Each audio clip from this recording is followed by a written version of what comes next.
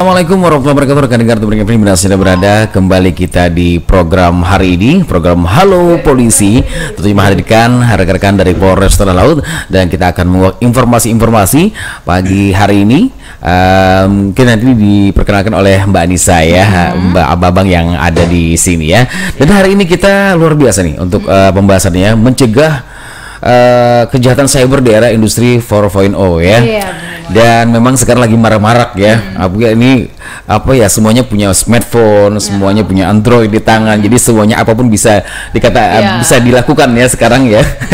Baik, rekan Anissa, langsung saja mungkin diperkenalkan yang hadir di pagi hari ini. Oke, makasih Mas Iwan ya. Untuk kali ini kita ucapin selamat pagi dulu untuk rekan dengar yang ada di sekitaran Kabupaten Tanah Laut yang lagi dengerin Radio Tuntung Pandang 102,3 FM. Kemudian kami memperkenalkan dan membawa beberapa narasumber. Di sini ada di hadapan saya ada dua bapak-bapak yang ganteng-ganteng, pada hari sudah segar, sudah pada olahraga Jumat gitu kan, sudah sarapan juga sepertinya ya Pak ya. Oke, siap-siap. Jadi kita perkenalkan langsung aja, ini ada Kaurbin Ops dari Satreskrim, ada Ibtu Abdul Somad SH. Selamat pagi Bapak. Selamat pagi. Siap. Kemudian ini di sebelahnya juga ada Brigadir Andri Winanda. Selamat pagi Pak. Selamat pagi juga. Sehat banget? Alhamdulillah. Oh iya Pak, Sobat juga sehat ya? Alhamdulillah. Siap. Selalu bahagia ya. Siap. Amin. Baik, di sini kita akan membahas terkait dengan langsung saja lebih supaya lebih mendetail, langsung saja kami persilakan kepada Ibtu Abdul Somad. Oke, terima kasih para pendengar setia Radio Tuntung Pandang FM 1023 Kabupaten Tanah Laut. Yang pertama-tama kami ucapkan terima kasih kepada Radio Tuntung Pandang FM yang berkolaborasi dan berkomunikasi secara intens dengan Polres Tanah Laut terkait Halo Polisi pada pagi hari ini. Kemudian pada pagi hari ini kami mewakili dari Satreskrim Polres Tanah Laut. Mohon maaf atas belum bisa kehadiran Bapak Kasatreskrim ya. Mohon maaf karena nanti ada diwakilkan beliau dalam ada pekerjaan yang harus diselesaikan. Jadi permintaan maaf tidak bisa sebagai narasumber hari ini. Jadi kami akan memberikan sebuah edukasi terkait mencegah kejahatan cyber di era 4.0 di era industri ini. Perlu kami jelaskan bahwa Satreskrim Polres Tanah Laut ini merupakan pelayanan publik untuk masyarakat sebagai transparansi dalam menjalankan program P2K atau program prioritas Polri, yaitu sebagai presisi bahwa pelayanan publik di Satreskrim itu ada sekitar 4 unit Bapak. Jadi ada 4 unit. Unit yang pertama adalah terkait tindak pidana umum. Unit kedua tentang tindak pidana khusus atau Bideksus. Kemudian yang ketiga tentang kejahatan keuangan negara atau tindak pidana korupsi. Dan yang unit keempat adalah terkait tentang kejahatan perempuan terhadap perempuan anak. Perlindungan anak. Jadi itu bagi masyarakat nanti yang ingin mendapatkan pelayanan publik secara transparan dan akuntabel. Jadi Polres Tanah Laut terutama Satreskrim dalam memberikan perlindungan hukum, memberikan pelayanan yang sebaik-baiknya itu. Kemudian terkait tentang di era globalisasi yang saat ini sangat luar biasa, borderless kata orang-orang pintar tuh, kalau kita kan hanya sekedar menukil ya, bahwa di era industri 4.0 itu sekarang semuanya bisa terakses di segala bidang karena semua orang mempunyai era digitalisasi luar biasa. Namun yang pertama kami jelaskan bahwa di era revolusi, yaitu pertama di tahun abad ke-18 itu, bahwa ditandai dengan penemuan mesin uap. Jadi di abad ke-18 ini sebelum sampai ke 4.0 ada namanya industri 1.0. Jadi 1.0 itu masalah penemuan mesin uap. Kemudian ada 2.0. Nah, di dalam 2.0 itu industri ditandatangani dengan penemuan tenaga listrik. Kemudian di revolusi industri yang ketiga itu terdapatnya yaitu komputerisasi dan robot. Jadi di era tahun 80-an ke atas itu menggunakan sistem komputerisasi dan robot. Nah, perlu kami jelaskan juga di kita era reformasi di era 4.0 ini memang hingga saat ini sangat baik sekali, terutama pada saat di era-era digitalisasi saat ini, yaitu pada saat industri 4.0 atau manufaktur sekarang ini bahkan diangkat menjadi salah satu topik dalam beberapa debat, selalu mengaitkan dengan industri 4.0. Nah itu, yaitu berasal dari strategis teknologi canggih pemerintah, itu dari proyek-proyek strategis yang berasalkan dari teknologi yang canggih. Pada era 4.0 juga masuk tren otomotif dan pertukaran, yaitu data hasil hal tersebut mencakup dari sistem cyber fisik, Mas, yaitu yang saat ini disebut dengan cloud computing atau cognitive computing. Nah, yang tren sekarang ini adalah ada Gojek, Grab. Nah, sekarang kalau mungkin anak-anak milenial sekarang di Play Hari sudah bisa apa namanya itu, pesan GoFood. Nah, Mbak Anis ini juga bisa promosi sekarang nih. Mbak Anis juga jualan online sekarang. Siap. Kalau mau pesan-pesan sekarang, ya itu luar biasa. Mudah ya. RO-nya full ya itu. Nah, keterkaitan dengan kejahatan cyber ini juga historisnya itu dari perubahan kultur, Pak, dari perubahan kultur, jadi dari akal dan diperintah untuk berpikir adanya teknologi peradaban perubahan seperti yang saya jelaskan tadi dari era industri pertama, kedua dan ketiga. Kemudian juga adanya perubahan teknologi informasi, yaitu kecepatan, ketepatan dan digital visual. Jadi sekarang cepat, kalau saya sekarang kangen-kangen dengan kampung halaman, cukup buka Google Map, ketik kampung halaman, bisa melihat kampung halaman kita, ya kan. Oh, dulu saya lari-larinya di sini dan lain sebagainya. Itulah baik apa namanya, di era digitalis yang sekarang industri 4.0 itu luar biasanya di situ. Kemudian di dalam era 4.0 ini juga dampak teknologi informasi yang sangat luar biasa ini juga berdampak, ada yang positif, ada yang negatif. Dampak positifnya adalah mempermudah alat komunikasi secara lengkap. Artinya kita bisa berkomunikasi dengan siapapun. Kemudian yaitu mempercepat arus informasi. Yang ketiga mempermudah akses informasi atau hiburan. Dan yang keempat adalah media komunikasi sosial. Nah ini, yang ketiga ini yang perlu kami jelaskan adalah mempermudah akses informasi dan hiburan. Kalau dulu mau nonton Liga Champion, ya kan, wah nanti nonton apa, Sport 7, ya kan. Kalau sekarang tidak perlu buat Sport 7, 3 klik di YouTube, pertandingan keluar. Jadi besok misalkan besok mau masuk kantor, biar aja lah nontonnya nanti setelah jam 8 pagi bangun, nah itu delay aja ada. Dan nggak bakalan apa namanya ketinggalan per menit, per detiknya akan ada jejaknya akan ada. Yang tadi sudah saya sampaikan dampaknya positif, juga ada dampak negatifnya. Dampak negatifnya adalah perilakunya ketergantungan, seperti saya sampaikan tadi, ketergantungan. Udahlah besok pagi aja, nah itu ketergantungan. Informasi negatif sulit dibendung, jadi hoaxnya susah dibendung, semuanya karena tadi sampaikan tanpa batas bebas, menggunakan web-web yang apa namanya, yang anonim dan lain sebagainya. Kemudian terkait bebasnya seperti perubahan perilakunya juga berubah, menjauhkan yang dekat, mendekatkan yang jauh. Itulah saat ini memang terasa. Dan juga saya alami di keluarga ya Mas Andrea. Siap.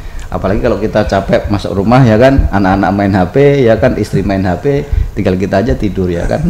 Itulah dampak teknologi yang luar biasa ini sekarang ini. Ada kegiatan masing-masing. Ada kegiatan masing. Autis kah ya itu ya? Kemudian yang keempat lah dipergunakan, nah ini yang saya sampaikan, digunakan sebagai kejahatan. Nah, kejahatan kenapa sekarang digunakan sebagai kejahatan? Karena perilaku kejahatan sekarang berubah secara dinamis, Pak. Kejahatan tuh deliknya berubah secara dinamis, maka berlakulah undang-undang ini, undang-undang tentang informasi transaksi elektronik ini.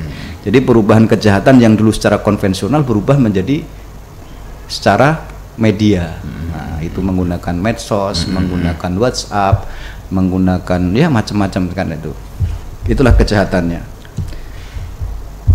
Apa itu kejahatan? Nah, itulah yang ingin saya sampaikan. Apa itu kejahatan? Adalah suatu perbuatan anti aturan sosial yang menimbulkan kerugian, ketidakpatutan dalam masyarakat, sehingga dalam masyarakat terdapat kegelisahan, gelisah. Wah, ini masyarakat tuh dengan HP itu sebenarnya bukan asik, kadang gelisah juga. Diteror lewat HP, ya kan, lewat media diterornya. Apalagi yang musim-musim sekarang, Mas nanti namanya sebut apa? Anak muda sekarang Apa tuh, Pak? baper ya. Oh. Baper. Nah, Bahkan ketinggalan handphone pun gelisah. ketinggalan handphone gelisah, lebih baik ketinggalan istri daripada ketinggalan handphone. Yang lain ya. Lebih baik ketinggalan pacar atau ketinggalan bis atau ketinggalan HP sekarang. Nggak milih Pak. Oh, enggak milih. Jadi itu. No comment. No comment.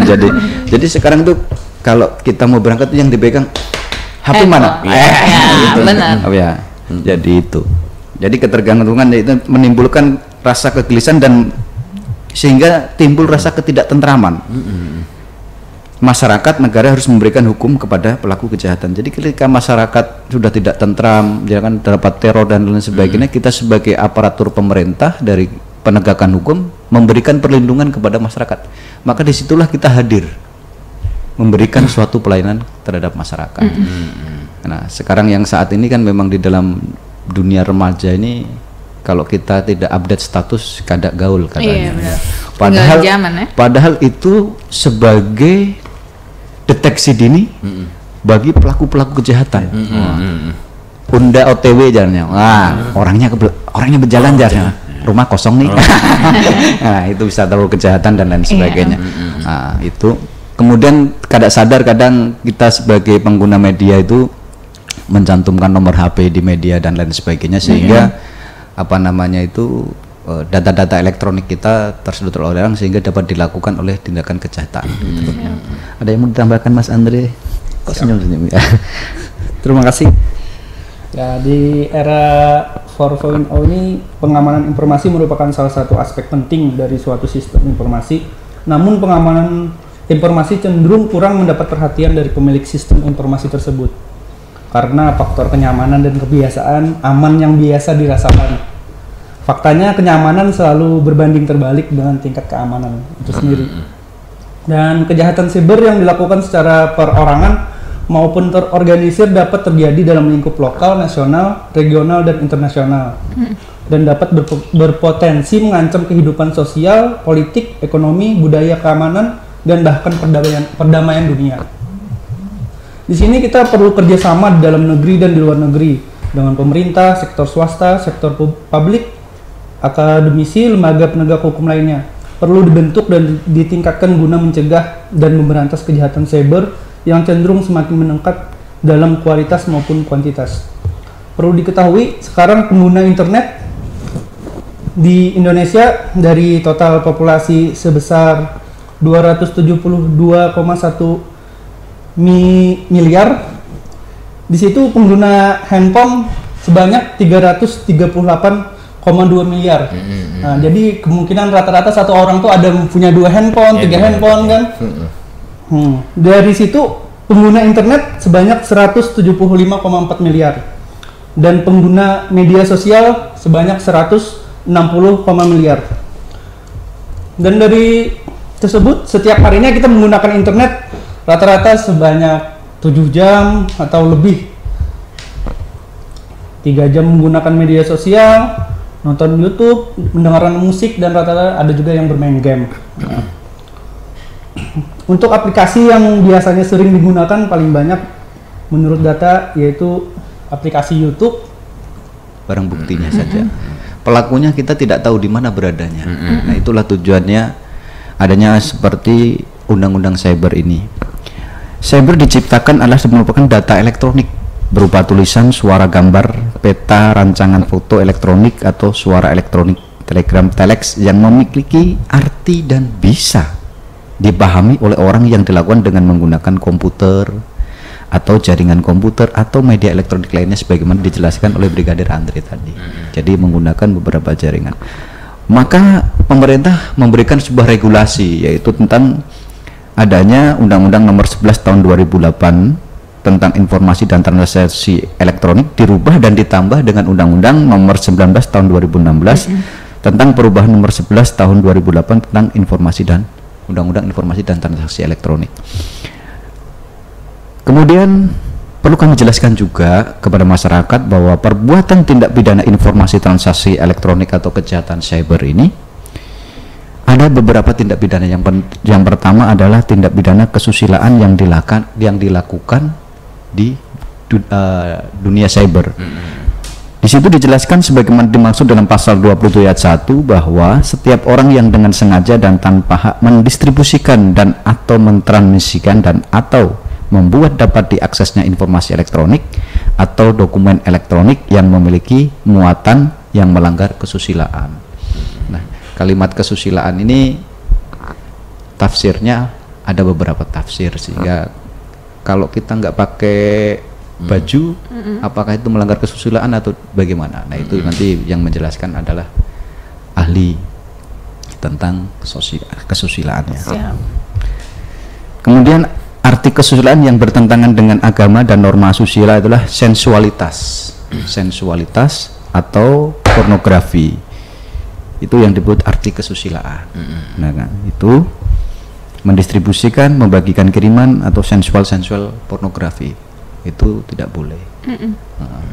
Mungkin kalau kita ambil HP itu ada yang sensual nggak nih? Itu. Silakan Mas Andri ditambahkan, Mas Andri. Terima kasih. Ya, untuk karakter kejahatan di cyber yaitu yang jelas kita tidak tahu anonim pelakunya siapa ini kan. Nah, untuk tempat kejadian itu tersebar di seluruh dunia, nggak tahu orang di mana yang melakukan tersebut kan. Nah, rata-rata untuk kerugian biasa relatif kecil, mungkin ada kerugian penipuan. Di sini kita perlu upaya untuk ungkap kasus itu memerlukan pemikiran yang sangat lebih lah untuk melakukan perlakuan ungkap kasus tersebut.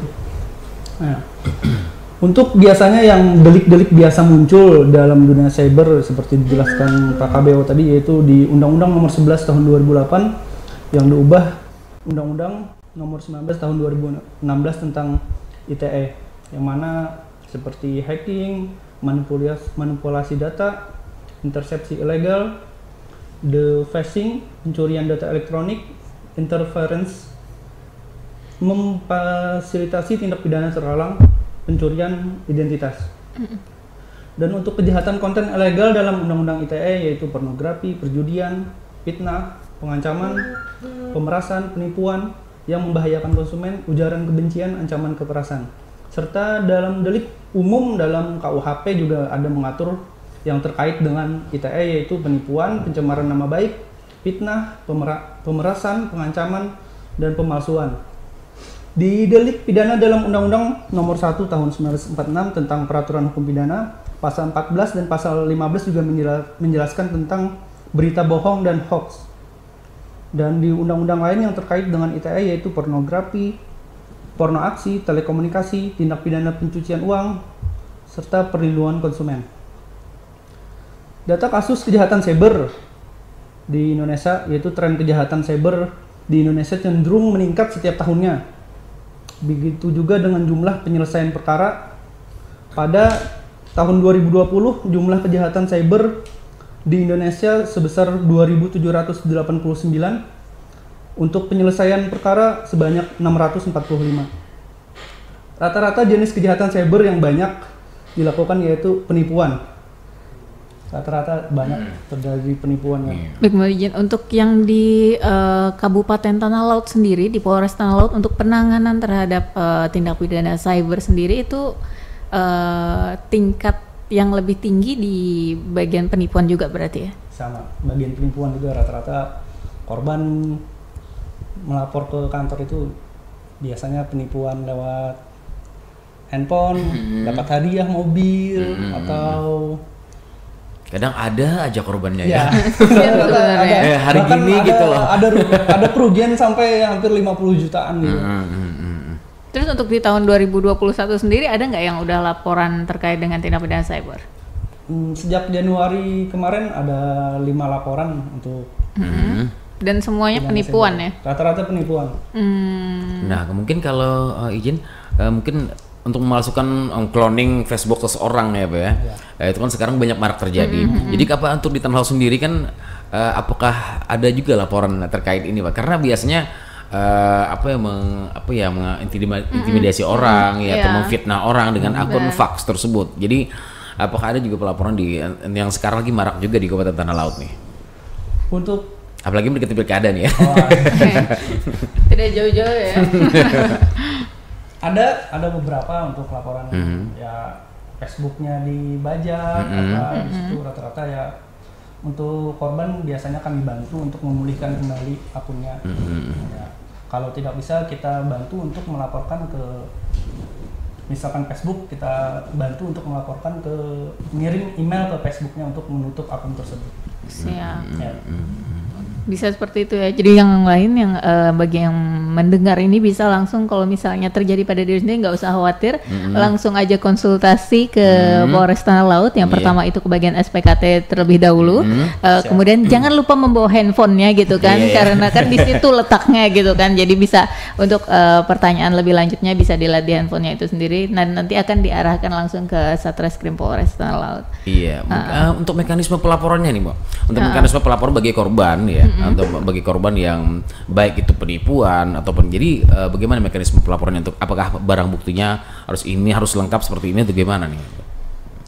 Oke, keterkaitan tentang tadi pelaporan mekanisme kan sudah ada regulasinya yang diatur di dalam SOP tentang HTCK tata kerja di Polres Tanah Laut sebagaimana dijelaskan dari Pak Ibu Anis dan Mas Andre, bahwa setiap korban boleh melaporkan tentang kejadian perkara yang menimpanya atau yang merasakannya, yaitu dengan membawa bukti-bukti yaitu HP, screenshot percakapan dia, itu. Screenshot itu. Nah, sekarang ini kan banyak yang dilakukan adalah terkait dengan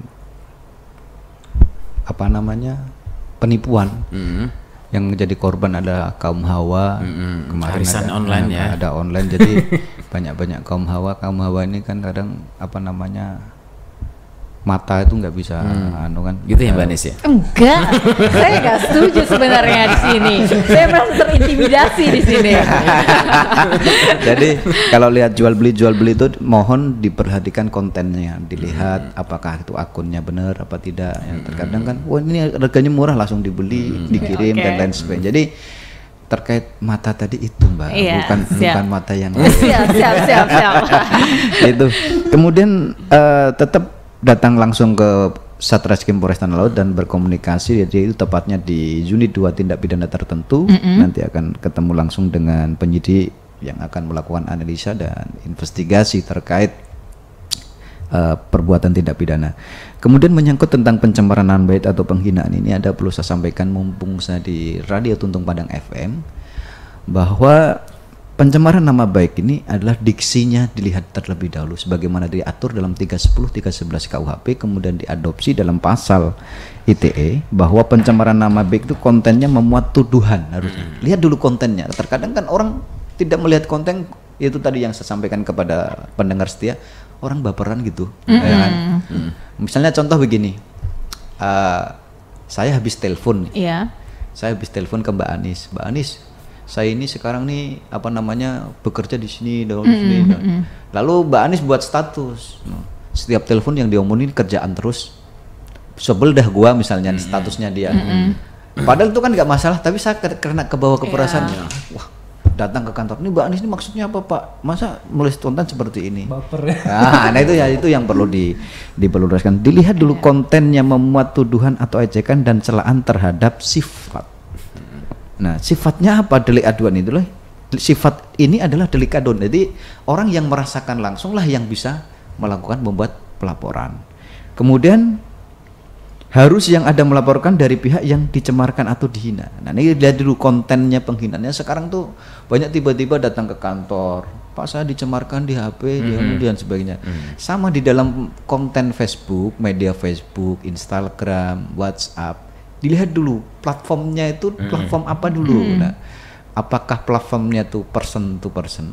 Ya kalau WhatsApp tuh ada namanya person to person. Nah, ada yang diribukan juga WhatsApp itu kontennya atau platformnya adalah WhatsApp WA group. Kalau di WA group tuh berarti kan ada apa? Ada admin kan.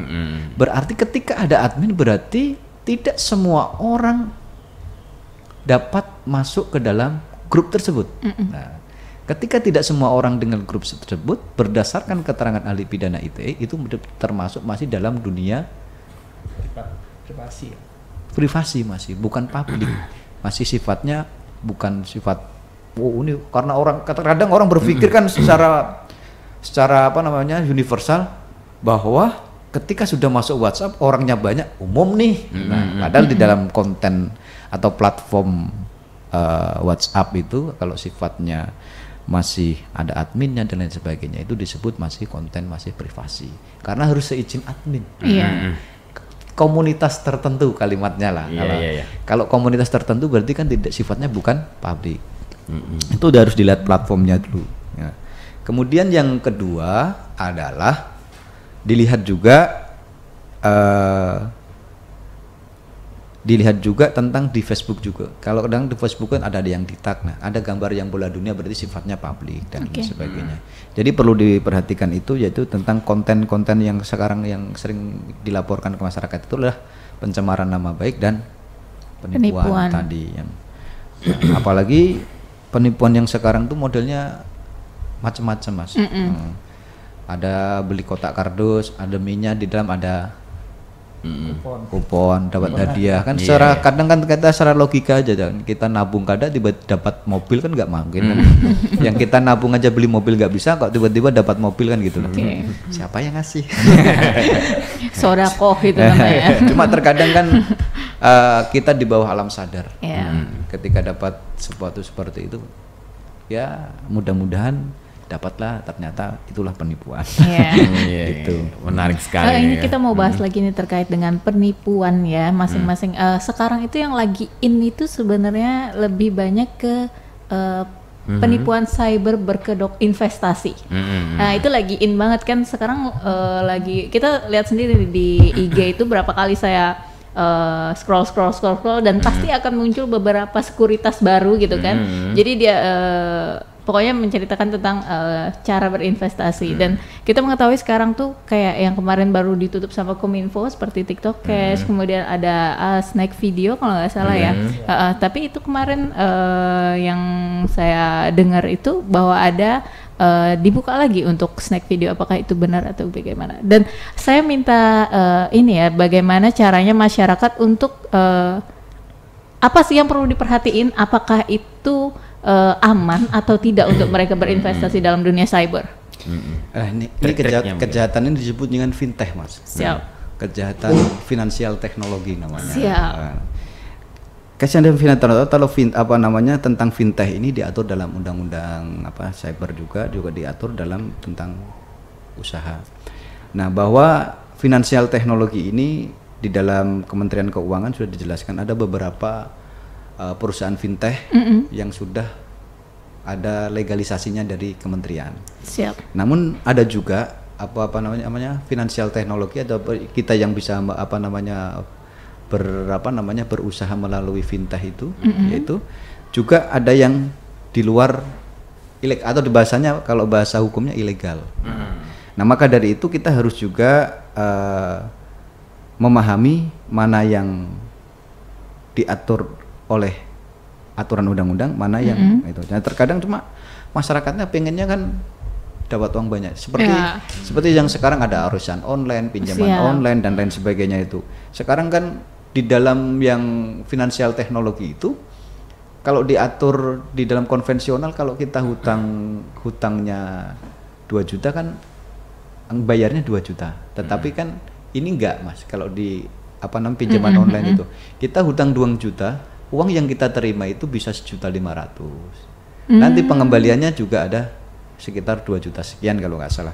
Saya sering menangani perkara ini waktu dulu saya masih tugas di Direktorat Tindak Pidana Cyber di Polda Kalimantan Selatan juga seperti itu.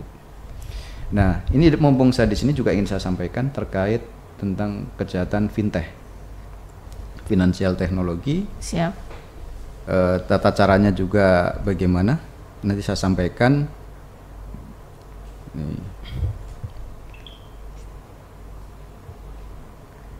Hit dan tipsnya ya kan. Tahukah perbedaan antara kejahatan yang lagi tren sekarang seperti yang disampaikan Mbak Anis tadi? Ini Mana nih, saya buka dulu. Mungkin silakan Pak Andri tambahkan dulu untuk saya cari.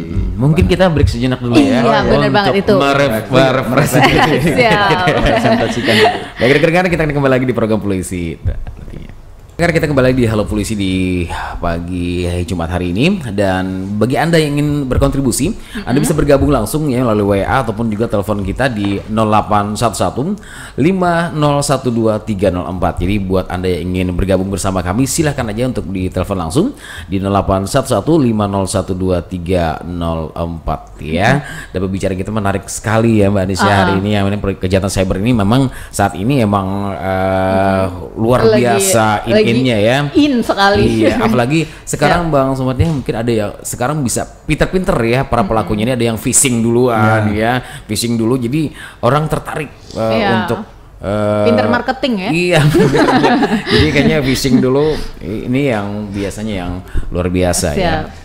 Oke, kita lanjutin lagi nih terkait dengan tips agar siap. Silakan. Ya, saya sampaikan tentang tips mau pinjaman online itu kan, simak dulu ya tips pinjaman online dari OJK, yaitu bahwa perusahaannya harus terdaftar dan berizin di OJK. Yang kedua, ajukan sesuai dengan kebutuhan dan kemampuan. Kemudian OJK mengatakan total seluruh pinjaman maksimal misalkan 30% dan dari penghasilan dan lain sebagainya, seperti bank-bank pada umumnya. Kemudian yang ketiga adalah baca kebijakan privasi. Pastikan perusahaan tidak menjual data pribadi nasabah bank ke pihak ketiga. Yang keempat adalah catat dan ingat tanggal jatuh temponya. Nah, ini yang perlu diwaspadai adalah yang ketiga tadi adalah masalah data. Nah, di pinjaman online itu yang biasanya sering tertipu nasabah itu adalah memberikan data-data dan informasi terkait keluarganya, nomor HP keluarganya. Nah, pada saat dia tidak bisa melakukan pembayaran, maka akan diteror. Nah, itu yakin jelas tuh, berarti pinjaman itu tidak terdaftar di OJK. Itu jelas. Itu. Kemudian saya juga akan memberikan terkait penipuan yang berkedok investasi yang disampaikan Mbak Anis tadi. Bahwa investasi bodong yang berkedok investasi, ada beberapa tips yang ingin saya sampaikan. Bahwa jangan pernah tergiur dengan imbalan tinggi. Nah, itu imbalan tingginya sangat menggiurkan. Nah, saat ini juga di unit 1 kemarin ada lagi menangani hampir mirip, kalau ini pinjaman pinjaman investasi bodong, ini kedoknya adalah bukan investasi tapi arisan. Nah, arisan itu disebarkan melalui WhatsApp group. Jadi ini dijual harga arisan 1.500.000, ada slotnya sekian dan lain sebagainya. Nah, itu investasi yang di luar dugaan, makanya maka korbannya banyak. Nah, korbannya tuh yang laki-laki tidak ada, itu perempuan korbannya. Lagi-lagi, akan dengar semua yang perempuan. Lagi-lagi memang kekosongan hati seseorang itu banyak diperlukan. Kalau laki itu tidak ada kekosongan hati, tapi laki-laki itu mencari yang kosong hatinya. Hidup laki-laki, Bang. Hidup laki-laki. Jadi kalau tren kejahatan ITE ini memang banyak korbannya dari seorang perempuan. Jadi apalagi masalah, kalau mungkin dong arisannya arisan laki-laki. Arisan mesti kan ibu-ibu, tante-tante dan lain sebagainya. Ini arisan ibu-ibu mesti. Kalau ada laki-laki berarti laki-laki yang keibu-ibuan. Oke, kalau begitu. Terus juga kalau arisan bapak-bapak ya, nyebutnya nggak sinkron. Ya, bapak-bapak kayak yang keibu-ibuan. Oke, ini terkait yang investasi bodong tadi, juga bahwa pahami bagaimana perusahaan melakukan pengelolaan dana investasi. Jadi dia tadi dipahami benar. Dan yang ketiga, pastikan perusahaan investasi memiliki izin untuk menghimpun dana masyarakat. Dianjurkan untuk selalu melakukan referensi ke daftar waspada investasi dari OJK. Jadi OJK itu ada daftar yang finansial teknologi anunya apa. Nah, ya terkadang kan karena ini nilainya tinggi, ikut aja dah. Si anu ikut.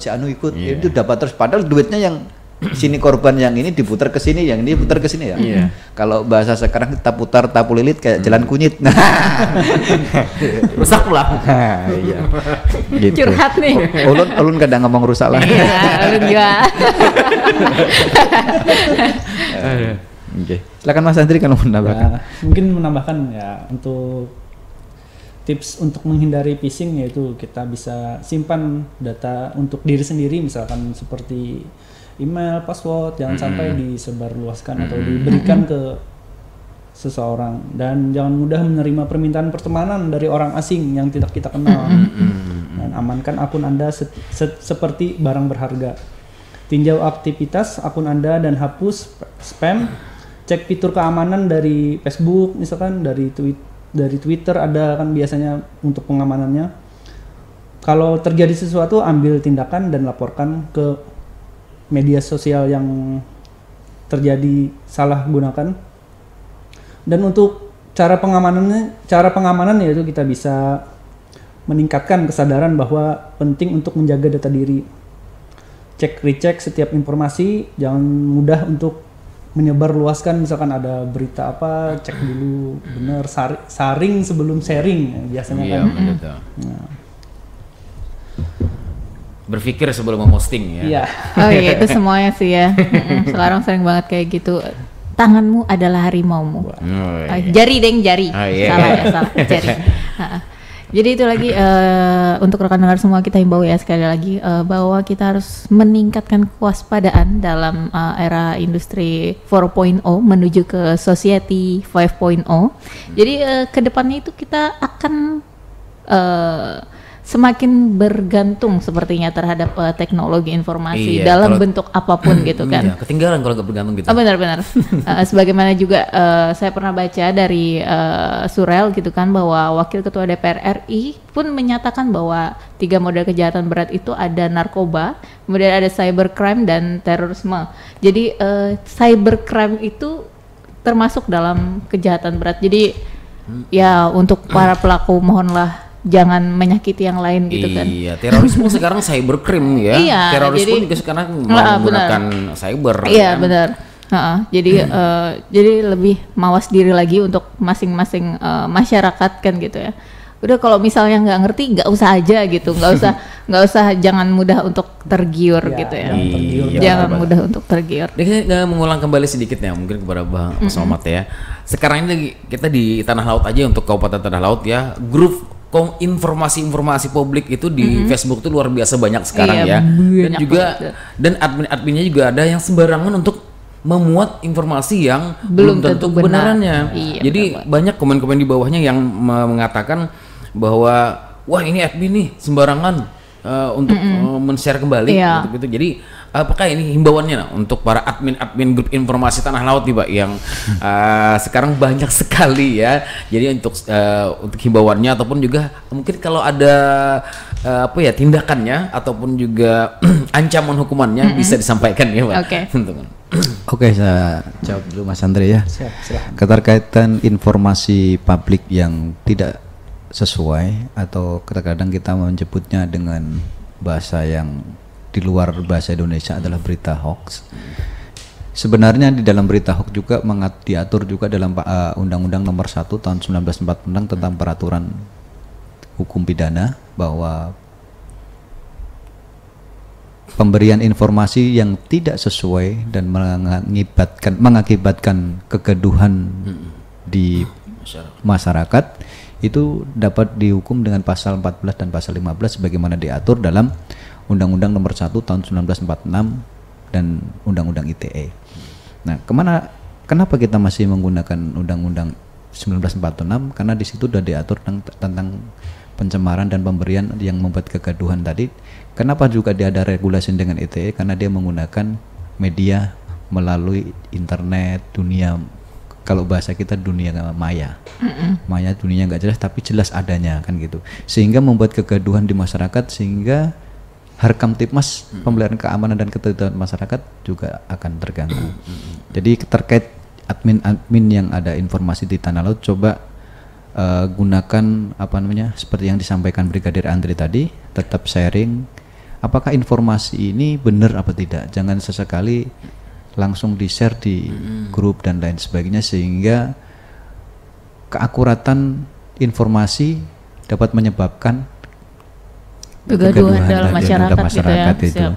Sehingga maka sering-sering kita juga dari unit 2 itu sudah mempunyai beberapa grup yang di Facebook itu adminnya siapa. Jadi ketika di grup itu termonitor berita-berita yang berita provokasi, agitasi dan lain sebagainya yang dapat memecah belah kerukunan kehidupan bermasyarakat di Kabupaten Tanah Laut, maka admin yang ada di Facebook maupun di media yang lain yang sudah kita datakan dan kita mapping, nanti akan kita panggil untuk segera dibersihkan. Apalagi sebentar lagi akan ada pemilihan, nanti itu akan mereka kontak dan diksi-diksinya akan menyinggung sebuah provokasi dan agitasi.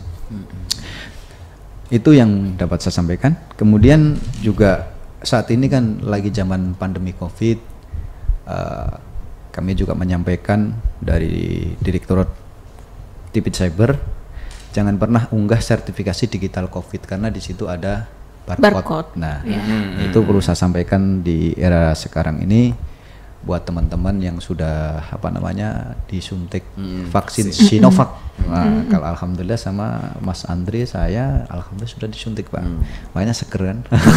Saya sudah juga, Pak. Alhamdulillah. Kita udah berarti ya, Kita udah aman. Udah aman. Jadi kita berempat aman. Nah, keterkaitan itu kami dari Kepolisian Negara Republik Indonesia menghimbau kepada masyarakat jangan pernah mengunggah sertifikasi digital COVID karena di situ sertifikat itu mempunyai QR codes yang wajib dilindungi karena ada data pribadi yang harus dijaga, data pribadi kita. Kemudian sertifikat vaksinasi COVID-19 baiknya digunakan untuk pendukung dokumen perjalanan atau kebutuhan sejenis, Pak, bukan diupload. Nah, kayak kowe.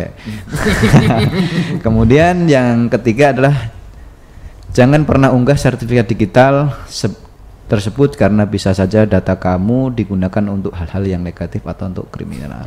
Nah, itu jangan sampai, kan di situ ada barcode-nya. Iya. Ya.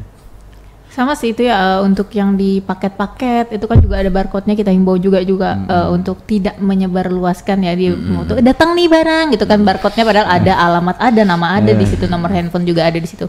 Jadi diamankan saja. Kemudian untuk ini juga untuk NIK. Nah, itu NIK itu sangat rentan. Segala data kita, informasi keuangan, kemudian untuk data diri kita dan semua hal terkait dengan diri kita di NIK itu jangan disebarluaskan. Untuk NIK itu sangat rentan sekali juga. Ada yang ditambahkan? Mungkin ada tambahan nih buat para admin Ya, yang banyak betul nih. sekali. Banyak sekali di Tanah Laut ini, Pak. Jadi saya nyinggung dikit nih. Siap. Ya, jadi untuk bijaklah untuk melakukan share atau apa ya, mungkin yang perlu diperhatikan yaitu yang di-share itu mungkin kita harus melihat dulu untuk konsumsi umum. Iya. Jadi pastikan informasi itu benar dan bermanfaat untuk umum. Terus jangan terpancing emosi. Ya, biasanya share-sharean itu nanti ada komen-komen yang walaupun share-sharean itu positif dan benar, kadang di komentar itu ada juga yang nyeletuk ya. Menyeletuk. Jadi niat baik itu belum tentu efeknya baik. Iya. Nah, terus untuk terakhir, untuk aib bukan untuk disebar. Nah, jadi untuk ada aib apa itu ya. Enggak, dulu laki bini bakal lahir dia. Sebar. Jadi biasanya itu kan untuk admin itu kan biasanya untuk share-share itu kan harus izin dari adminnya dulu kan untuk melakukan share. Nah, jadi untuk para admin cek dan dicek dulu. Terus nih mau tanya lagi nih untuk bagian Satreskrim, untuk cek dan recheck, adakah tempat untuk yang bisa dihubungi untuk informasi-informasi khususnya di Kabupaten Tanah Laut? Ya, kita ada punya Instagram dan Facebook, yaitu bisa dicatat nih. Untuk Instagram dan Facebooknya itu Instagram Tipiter Restala, untuk Facebook Tipiter Restala juga. Ya, di situ di Instagram biasanya kita setiap harinya ada share-share tentang tips-tips untuk mengamankan akun apa. Di situ juga ada link untuk pengaduan online. Nah, bisa diklik di Instagram itu ada di Instagram, di linknya itu ada di Instagram, bisa diklik di situ, nanti bisa untuk melakukan pelaporan online, bisa diisi untuk melaporkan terkait dengan tindak pidana yang merasa dirugikan tadi ya. Ya, sebelum ya istilahnya tindakan cepat lah dulu. Jadi nanti kalau bagi yang mau tanya-tanya terkait dengan kebenaran informasi juga bisa langsung ya nge-DM ke situ juga bisa, atau langsung langsung datang juga ke Polresta Laut untuk memastikan kebenaran, bisa juga ya kalau rajin gitu kan. Ada info apa datang lagi ke Polres gitu, datang lagi gitu ya. Rajin sekali ya. Jadi dengan mudahnya sekarang kita difasilitasi kan lebih mudah lagi, mending chat aja lah, DM dulu sebelum menyebarkan berita hoax. Karena untuk yang masuk ke dalam tindak pidana itu bukan hanya penyebar yang pertama, penyebar kecil lainnya itu juga seharusnya bisa diringkus gitu. Jadi harap mawas diri untuk masing-masing dari masyarakat khususnya di Kabupaten Tanah Laut demi keamanan, kedamaian dan ketentraman di Kabupaten Tanah Laut sendiri gitu. Iya, untuk mungkin di Polres Tanah Laut sendiri, mohon maaf kalau salah. Untuk di Polres Tanah Laut sendiri mungkin ada sekarang ini bagaimana untuk keadaan tim cybernya lah di Polres Tanah Laut, bisa disampaikan. Jadi mohon izin. Jadi sekarang ini kan kita lihat di media ada virtual police. Virtual police. Jadi setiap ada konten-konten yang negatif atau ada unsur pidananya, nanti yang men-share itu di DM. Untuk dihapus, disarankan untuk dihapus.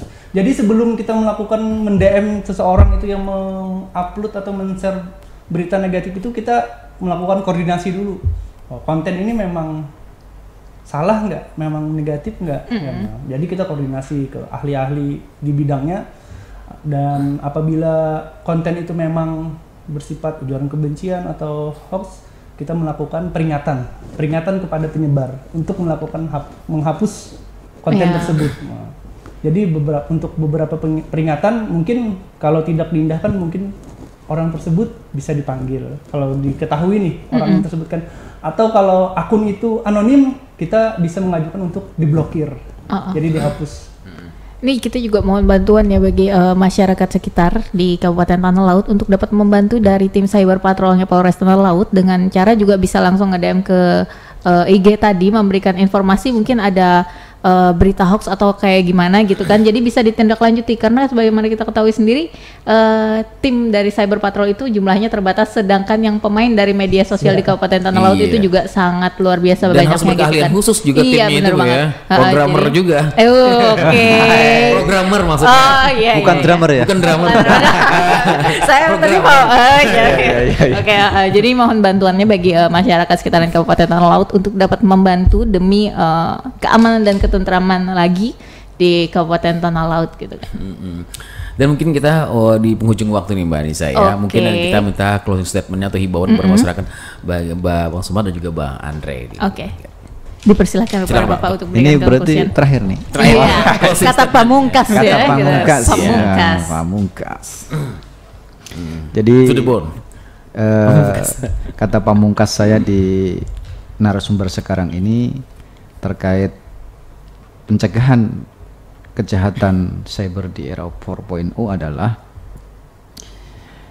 kesimpulannya adalah tidak dapat dipungkiri berbagai aspek kehidupan manusia akan terus berubah seiring dengan revolusi dan perkembangan teknologi yang terjadi. Perubahan seringkali diiringi banyak dampak negatif dan menimbulkan masalah baru. Namun perubahan juga selalu bisa membawa masyarakat ke arah yang lebih baik. Itu.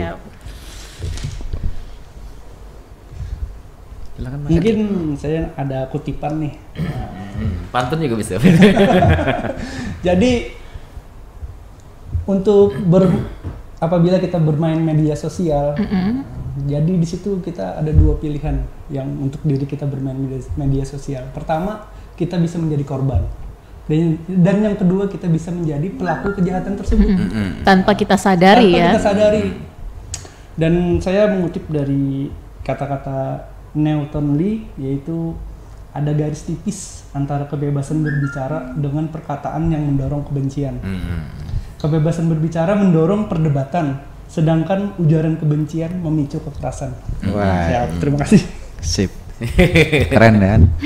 Oke, kalau dari saya sendiri ingat tetap kita berada di masa pandemi, jadi tetap terapkan protokol kesehatan dalam kondisi apapun dan keadaan apapun.